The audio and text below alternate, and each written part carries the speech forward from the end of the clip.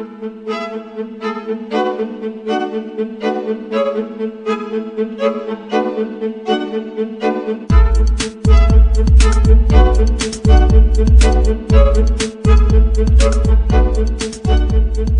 me tell you about Codex Alimentarius.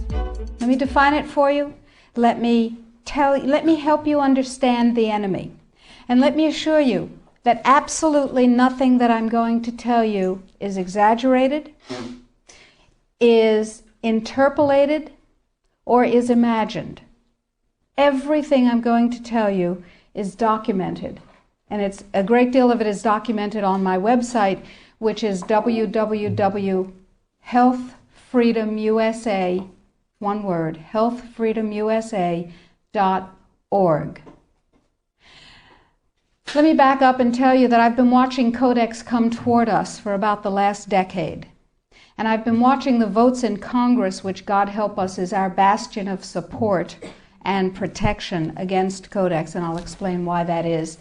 I've been watching the votes to protect our health freedom dwindle until finally in the 109th Congress, without a good deal of activity, we didn't have the votes to protect us.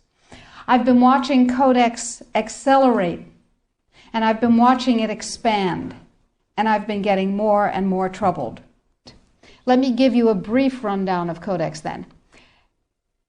After the Second World War, the Nuremberg tribunals were held, in which people who had committed crimes against humanity were judged by the world community in a court run by the United States and Britain, and they were sentenced to terms in prison if they were found guilty of crimes against humanity. One of the people found guilty of crimes against humanity was the president of a huge industrial megalith called IG Farben. IG Farben produced the gas used in the gas chambers, Cyclone B.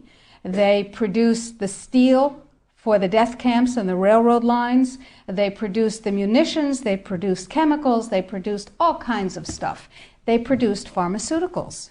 Big, big, big, big pharmaceutical company. So the president of IG Farben was convicted of crimes against humanity. Now, he's a sort of artistic fellow and creative. He was the one who was responsible for the slogan that people saw as they entered Auschwitz, usually for the last time. Arbeit macht frei. Work brings freedom. Creative sort of fellow. So he was sitting in jail and he said, well, that didn't work. What else can we do? I've got it. Food. He who controls food controls the world. So when he got out of jail, he went to his UN buddies and he said, have I got an idea for you? If we take over food worldwide, we have power worldwide. And his UN buddies said, cool idea. And so they created a trade commission. That's a very important pair of words, a trade commission called the Codex Alimentarius Commission. It is not a public health commission. It is not a consumer protection commission. It is a trade commission. Trade is about what? Money. Business. Trade is about profit. Well, they said in 1962, we're going to work toward total global implementation of Codex Alimentarius on December 31st, 2009. Long term. And they set up a bunch of committees on fish and fishery, fats and oil, fruits and vegetables, ground nuts, nutrition and foods for special dietary uses, and so on. There are currently about 27 Codex committee. There are regional organizations, there are task forces, and so on. So it's a huge bureaucratic monstrosity. It's immense. Codex has promulgated well over 4,000 guidelines, standards, and regulations on everything which can legally be put into your mouth, with the exception of pharmaceuticals. They are not part of Codex. Important. Now, Codex standards have no legal weight whatsoever. Zero. So who cares about them? They're just standards. So we're talking about an industry-dominated, regulation-setting organization. But if it has no legal standing, who cares, right? Here's the history of Codex Alimentarius before 1962. The Austro-Hungarian Empire said, we need rules by which the courts can rule on cases involving food. So we'll have regulations and rules that the courts will enforce. That's how they get their weight. That was called the Codex Alimentarius, and it was put into place around 1893 and lasted until the end of the Austro-Hungarian Empire in the First World War. So the idea was there in the Germanic tradition. We need rules, lots of rules, lots and lots of rules. We need a lot of rules. Let's have rules for everything to do with food. So it was sort of a natural extension for the German industrialists to say, we'll go back to the good old days of Codex Alimentarius, back when we had them in the Austro-Hungarian Empire. Cool. So they started promulgating their rules and regulations, and they were voluntary. They were sort of guidelines. Now, Codex Alimentarius Commission is administered by the World Health Organization, WHO, and the FAO, the Food and Agriculture Organization. They fund Codex and they run it at the request of the UN. So they're mommy and daddy to Codex Alimentarius. And that's very interesting because they're supposed to be about health and food worldwide. Some conflicts of interest that we'll talk about. So Codex started promulgating regulations and rules. And the way that's done is that the committees work up a rule, a standard, a guideline, a regulation, and then they get it to what's called Step 8, which is the final step in their administrative process. And then it's presented to the Codex Alimentarius Commission for ratification, like the vitamin and mineral guideline was presented to the Codex Alimentarius Commission on July 4th this past summer. It was ratified, it was approved by consensus, and it is now, despite the propaganda that you're going to hear, if you ever hear about it in the media, it is now mandatory upon any member country of the WTO, the World Trade Organization. Well, what in the world do they have to do with it? And the answer is everything. The World Trade Organization, you see, accepted Codex when the World Trade Organization was formed in 1994. Okay? They said, well, how are we going to decide trade disputes around food if we don't have a set of rules? I know. We'll accept the Codex Alimentarius rules. And all the members of the WTO worldwide will, get ready for an Orwellian term, harmonize with our standards, with the Codex standards. Harmonize. I suggest you capitalize the first 4 letters in your mind. So everybody's supposed to harmonize with Codex. And when they harmonize with Codex, then if they get pulled into the World Trade Organization dispute resolution process, they have a chance of winning. Because, here's the kicker. You ready for this one? If 2 countries go into the World Trade Organization dispute resolution process, and one of them is Codex compliant, and one of them is not Codex compliant, the one that is Codex compliant automatically wins regardless of the merit of the case. People are using Codex compliance as a weapon in a much bigger economic battle. So, every country in the world is racing to do what? To become Codex compliant. So, in the United States, the situation is, okay, how do we become Codex compliant when we have laws that protect us? And you have to remember that Codex does not serve consumer well-being, does not serve health. It serves what I call the 5 bigs. Big pharma, big chema, big biotechna, big agribiz, and big medica. Little you and little me are not served by Codex in the least. So before we go forward and talk about the rest of what has to happen, let's ask what Codex does. You probably all know about the vitamin and mineral guideline that was ratified on July 4th.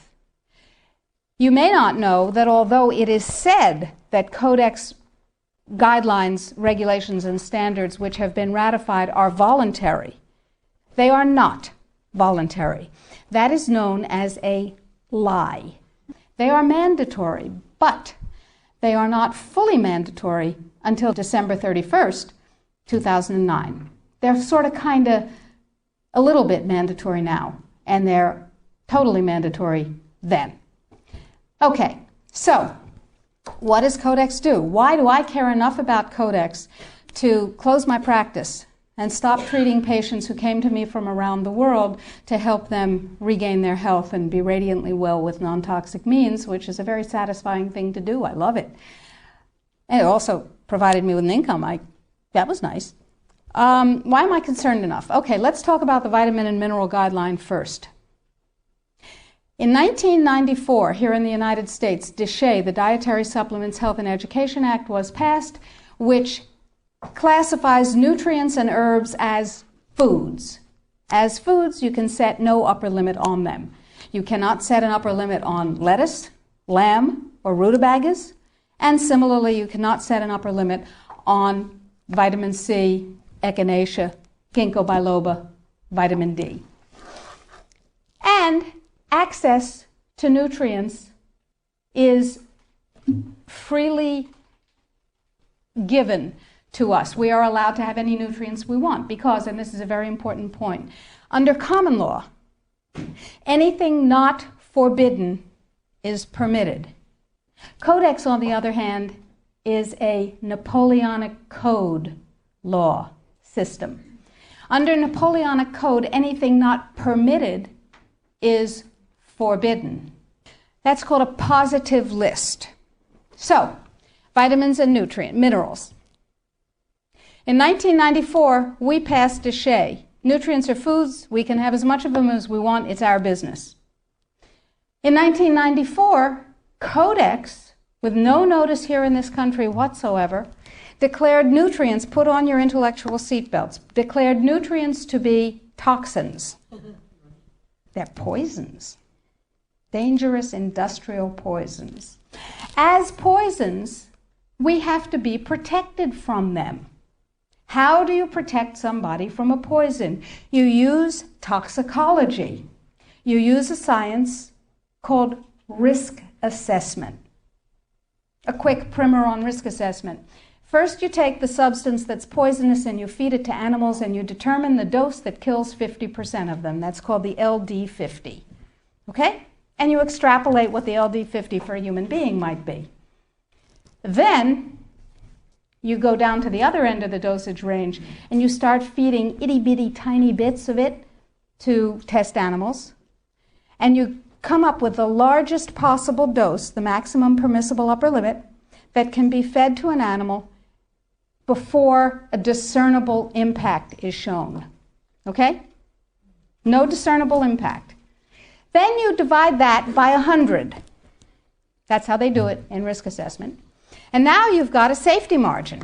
So you've got 1/100th of the dose that can be given, the largest dose that can be given with no discernible impact. Okay? Nutrients under Codex not only are limited to those nutrients on the positive list, and we anticipate there will be 18 of them, and they do not include CoQ10, glucosamine, chondroitin sulfate. They do include fluoride, which, to my knowledge as a physician, has absolutely no biological benefit whatsoever. But it does make people complacent. Fluoride was first used in the Gulag because it was discovered that prisoners who were fed fluoridated water were complacent and you could do anything you wanted to them. They were easy to manage. So you have 18 nutrients. You have itty-bitty, teeny-weeny, little-bitty doses that are determined scientifically to have no effect on any human being. Now, in this country, we have a problem. We have DSHEA. We got to get rid of DSHEA in order to harmonize with Codex. That part of Codex, anyway. So how do we get rid of DSHEA? We attack it legislatively, of course. And there are 5, count them, 5 bills currently before Congress designed to overturn, gut, invalidate, and otherwise get rid of DSHEA. Because once DSHEA is gone, we can harmonize with the vitamin and mineral guideline. So what we're talking about is waking up one morning and being very surprised to find that high-potency, therapeutically effective, clinically significant nutrients are now illegal in the way that heroin is illegal. Not available with a prescription, illegal. If these nutrients have any impact on the human body, they are illegal. That's just the vitamin and mineral guideline. Let's talk about milk. We have recombinant bovine growth hormone, and now we can choose milk with it or milk without it, butter with it, butter without it, right? Not under Codex, because under Codex, every dairy cow on the planet must be treated with Monsanto's recombinant bovine growth hormone. Furthermore, under Codex, every animal used for food on the planet, whether it has fins, feet, or feathers, every animal on the planet must be treated with subclinical antibiotics. Must be treated with subclinical antibiotics and must be treated with exogenous growth hormones. Codex requires, mandates that all food be irradiated unless it's eaten locally and raw. All food, including organic food, of course. So is it organic afterwards? Well, of course, the organic standards are incredibly low. The organic standards allow a farmer to use veterinary drugs, including growth hormones, antibiotics, etc., on animals, and then at his whim reclassify them as organic, but farmers are our friends and they would never do that, right? Right. Codex sets limits for the dangerous industrial chemicals that you can have in your food. And the limits are incredibly high. Go to Codex Alimentarius, do a Google search, and look, there are drop-down menus at the top of the official Codex page. Look at the toxins and the veterinary chemicals and the levels that are set. They are terrifying to me. Terrifying. The names of the chemicals that are permitted and the amounts of the chemicals that are permitted are terrifying to me. Why am I terrified? Well, perhaps I'm just a cowardly person. It's possible. Think about this. In 2001, 176 countries, including the United States, got together and they said there are 12 really bad organic chemicals. They're called POPs, persistent organic pollutants.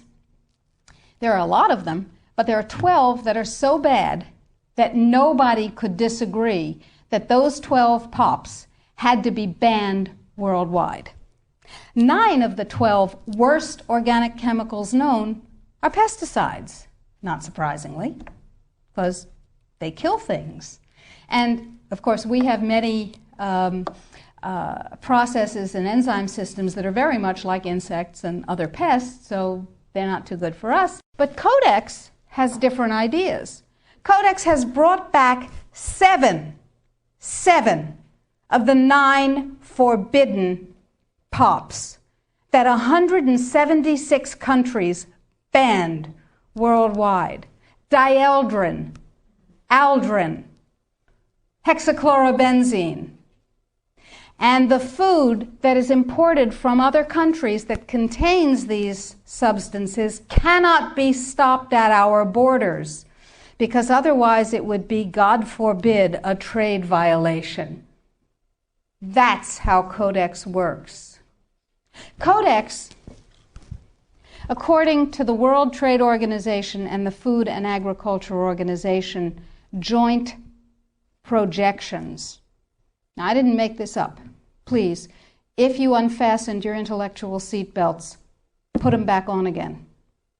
If you do the numbers in the WHO FAO projections, the epidemiological projections, they estimate, not I, because what do I know?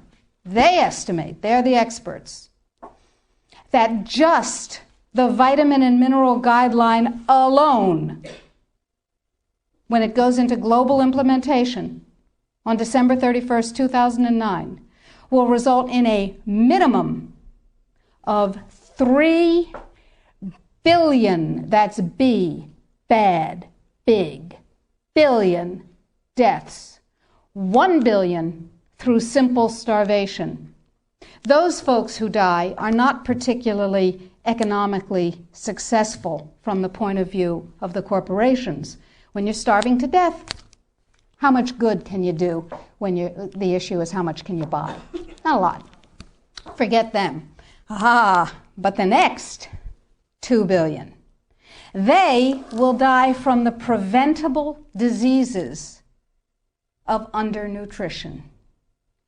Cancer, the single most profitable condition ever known to humankind. Cardiovascular disease, a good second. Diabetes, pretty good producer. And a whole host of other preventable diseases. Who will die? Who knows? Who will live? Probably those people who are wealthy enough and powerful enough to have their own pushers of clean food and nutrients. That's who will live. You and I? Probably not. Our children? Probably not. Our grandchildren? Probably not. So we're talking about food regulations that are in fact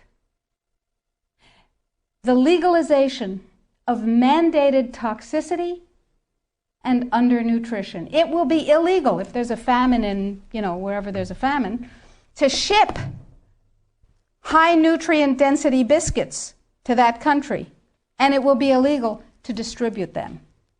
That's what we're talking about. Codex is big and it's bad, but it's not invulnerable. So the point is that we have to protect ourselves, and I believe that we have to regain global leadership, which we have lost, surrendered, squandered, sold.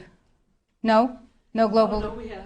We have sold. Just joining the World Trade Organization surrendered our sovereignty. However, parenthetically, I have a team of constitutional lawyers looking at the following question. Are we members of the WTO? Because if you remember from high school civics, the way you get a treaty to be a real treaty is to have it ratified by a 2/3 majority of the Senate.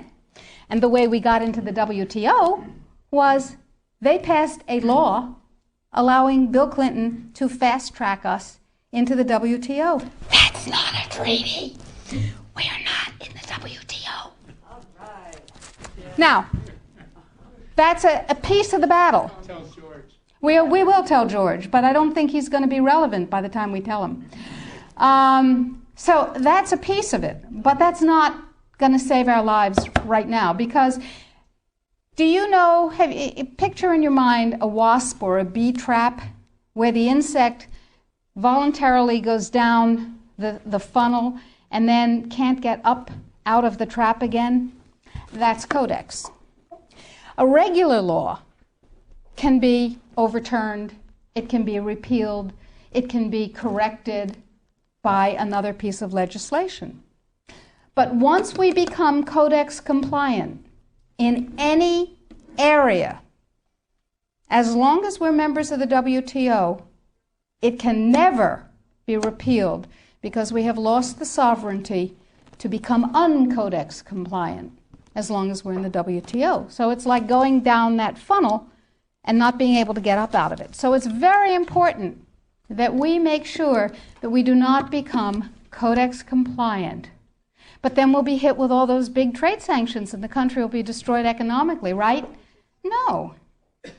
Remember surprise? One of the principles of war?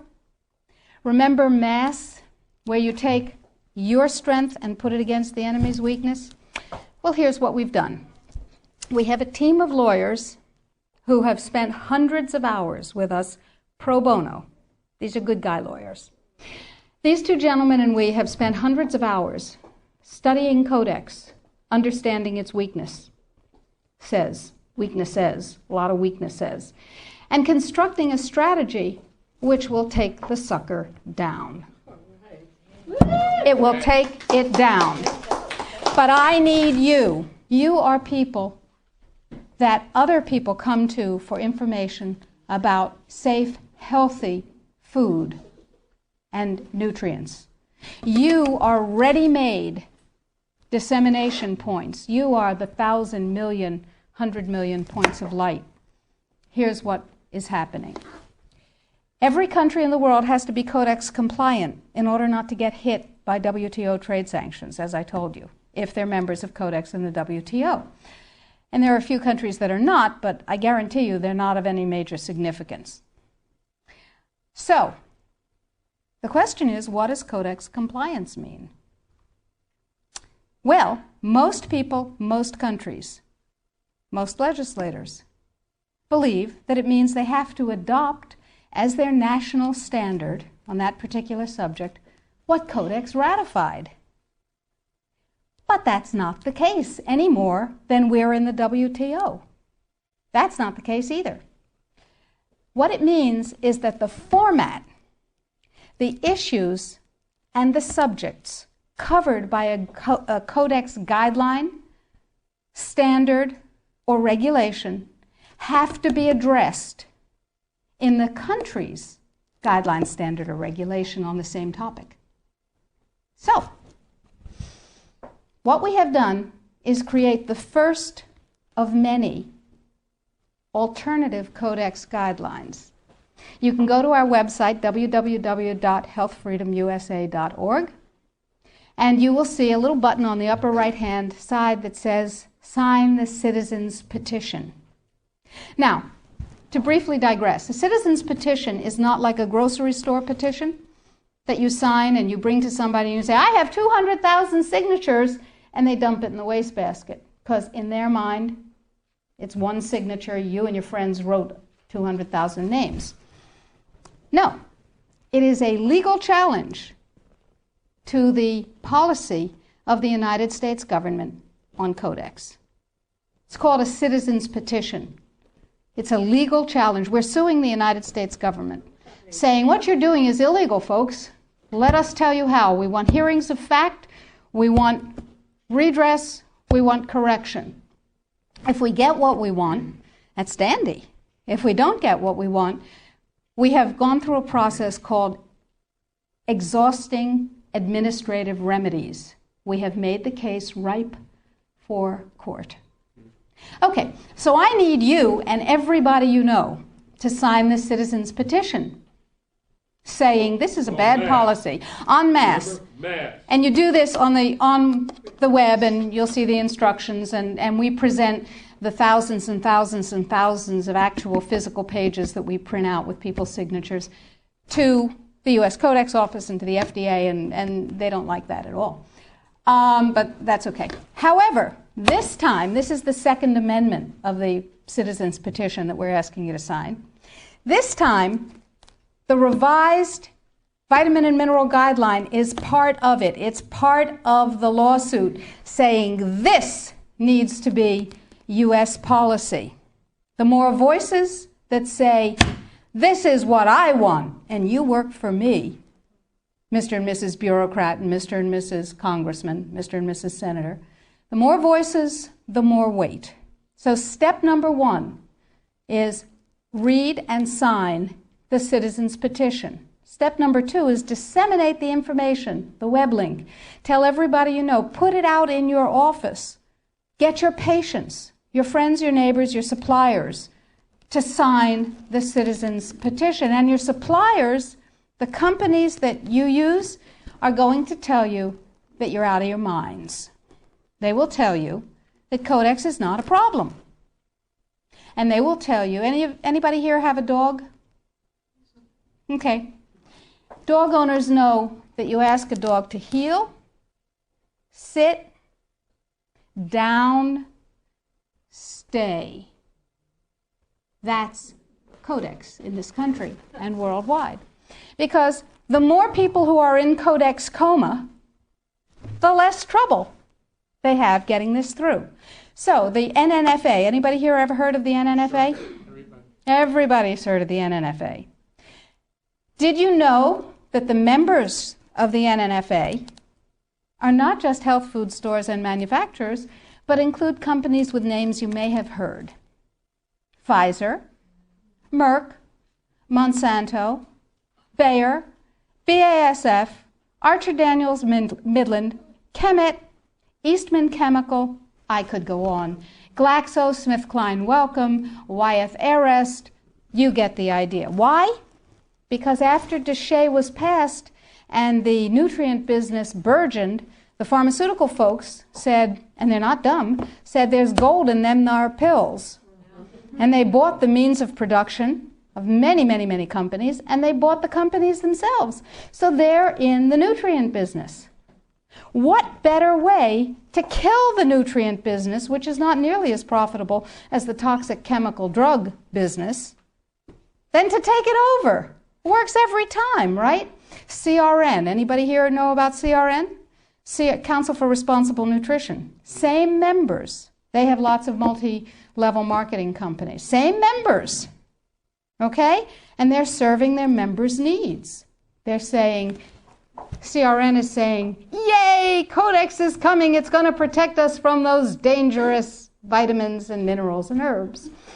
And CRN is saying, it's fine. Go to sleep, lullaby, and good night. Everything's fine. And they use a report that they commissioned at a reputed cost of $800,000. A report, Sidley, Austin, Brown, and Root, a law firm in Washington, wrote a report for them. And it said, lullaby, and good night. Everything's fine. It won't have an impact on the United States. Everything's fine. Sidley, Austin, Brown, and Root has one major client whose name you might know, Merck.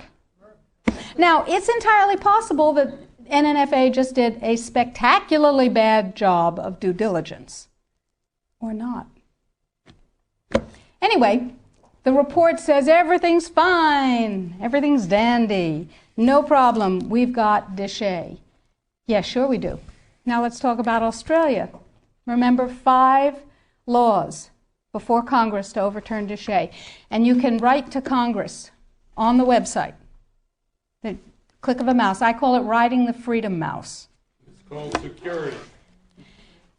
Now, Congress uses a multiplier of 13,000 to 1. Every email, fax, phone call, letter. Don't write letters. They get decontaminated. They never get to Congress. Every email, fax, and phone call counts as 13,000 constituent opinions. They figure that if you write a letter or send an email, there are 12,999 lazy lunks who can't bother to get to the computer terminal to do the same thing, but they feel the way you do. Interesting. That's power, my friends. That's power. That's 13,000 to 1. So suppose we have 1 million people. Suppose we have 10 million people. Suppose we have 100 million people saying, don't you dare. Now, Congress has one rule above all others. Anybody know what it is? Get reelected. That's the primary rule, the prime directive, as Isaac Asimov would have called it. The prime directive is to get reelected. Now, DSHEA was passed, you may remember, by unanimous congressional consent. Was that because one morning all members of Congress woke up and said, I see the light. nutrients are better than drugs. No, they said, oh, if I don't go along with this, I'll never be reelected to anything.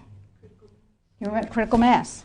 Remember, we were out on the streets and we were up on our hind legs and we were making noise and we were rallying and we were writing letters and we said, don't you dare take away my health freedom. Remember? And we won. Except we got fat, dumb, and lazy and stopped protecting ourselves. So now we're in the same place again. Except it's all food instead of just nutrients. So that's point number one. Use the freedom mouse. Ride the freedom mouse. We've made it as easy as possible on the site. Sign up for the emails. I will never sell your information to anyone, I promise. I will never rent it. I will never share it. You'll only get email from me. And we need you to know what's going on. So I'll send you email blasts. I'll send you things that you can do. Or not. It's your choice. Get everybody you know informed. Now, what else can you do? Well, we're going to write a series of Codex alternative guidelines. Everything bad in Codex will have an alternative guideline that turns it into a pro-health guideline. What have we done with the guideline, the vitamin and mineral guideline? You can see that because we have a markup copy that has their guideline crossed out and ours written in on the website. It's right there. What we've done is turn it into something, into a guideline that mandates biochemically, individually determined optimal health. And it's still Codex compliant. So we said, okay, now we need Congress to adopt this. And we need other countries in the world to adopt this. So Bert and I went to Washington, D.C., and we met with Dana Rohrabacher from Orange County, who said to us, he's a representative, he said, I believe in pesticides. I went, ugh. He said, I believe in GMOs. I went, ugh, ugh. He said, I believe in irradiation of food. I went, ugh, ugh, ugh. But, he said, I believe in your right to not be forced to eat foods that have been processed that way more than I believe in those technologies. I will take this on. We said, oh, that's really nice. And he said, now, we need a coalition. So we went across the aisle, or across the office building, to see Peter DeFazio's staff from Oregon, who is a liberal Democrat, whereas Rohrabacher is a Republican, a libertarian Republican. And DeFazio's on board. And we have large numbers of others who actually never heard of Codex before we told them about it. Never heard of Codex. We have called every health legislative aide in Congress, and we have said, what's your congressman's position on Codex? And they've said, bah. We have spoken to the trade legislative assistants. We've said, what's your congressman's position on Codex? And they've said, on what? They don't know. We had a congressional briefing set up on the 20th of September. I was going to address Congress. Tell them about it. I thought that was cool. 10 days before, it became a briefing on something else. Another freedom click. You need to write to Congress on the site and tell them that they need a congressional briefing, by God, and tell them you want me to brief them. They don't know. They've never heard of it any more than the general public has heard of it. Gee, how'd that happen? Who knows? Every negative part of Codex can be overturned by a guideline, a regulation, or a standard that is positive. So we need your help, because the United States leadership in this guideline and all the positive guidelines to follow is what's going to literally save the population of the planet and save your jobs and your children and your families and mine. Thank you.